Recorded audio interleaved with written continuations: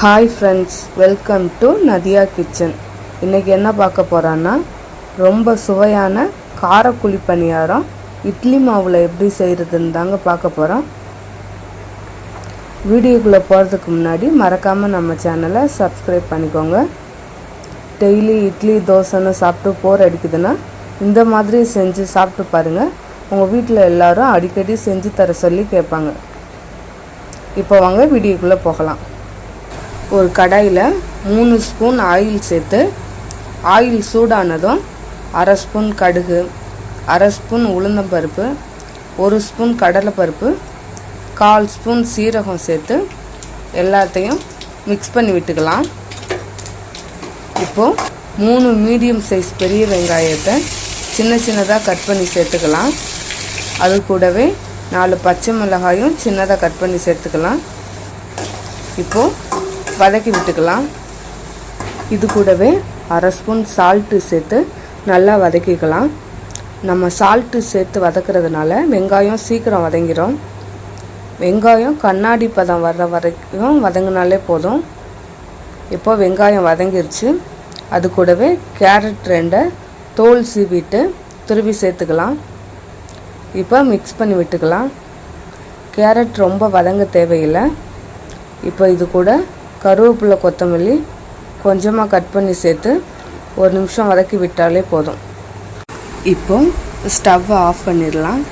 இப்போது இது நல்லா ஆறணும். ஆறுனதுக்கு அப்புறம் தான் மாவில் சேர்க்கணும். நமக்கு தேவையான அளவு இட்லி மாவை எடுத்துக்கலாம். நான் 3 கப் எடுத்திருக்கேன். உங்களுக்கு எவ்வளோ வேணுமோ அவ்வளோ எடுத்துக்கோங்க. நான் ஆல்ரெடி இட்லி மாவில் சால்ட்டு சேர்த்துருக்கேன். உங்களுக்கு சால்ட்டு வேணும்னா நீங்கள் தேவைக்கேற்ப சேர்த்துக்கோங்க. இப்போ இட்லி மாவில் வதக்கி ஆற வச்சு எடுத்து வச்சுருக்க எல்லாத்தையும் சேர்த்துக்கலாம். இது நல்லா மிக்ஸ் பண்ணி விட்டுக்கலாம். இந்த மாதிரி எல்லாத்தையும் மிக்ஸ் பண்ணி விட்டுட்டு ஒரு 10 மினிட்ஸ் மூடி போட்டு மூடி வச்சிடலாம்.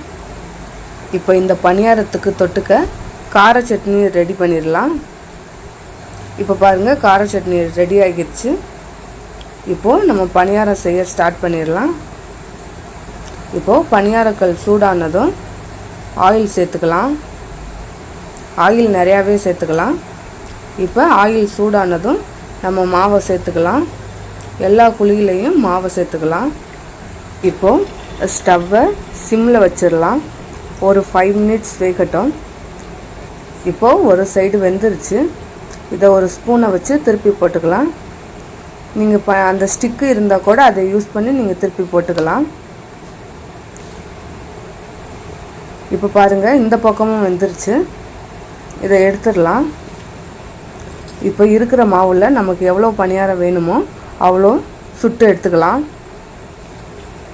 இப்போது நம்ம செஞ்சு வச்சுருக்க கார சட்னி கூட கார பணியாரத்தை தொட்டு சூடாக சாப்பிடும்போது டேஸ்ட் அல்டிமேட்டாக இருக்கும்.